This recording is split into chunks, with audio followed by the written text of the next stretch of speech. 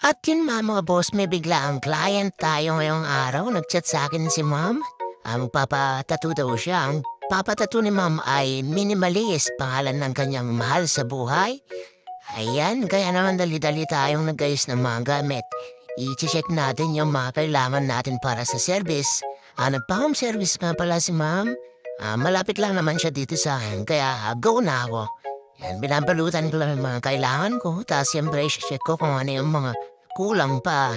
Inayos ko na rin yung mga painting ko. Itutuloy ko na. Patapos naman na yan, siyempre. Itutuloy na lang muna natin yan mamaya. Tapos bukas rin yung delivery yan. Ayan. Tapos maliligo na rin ako. Mabilis na transition yan mga boss. Ayan.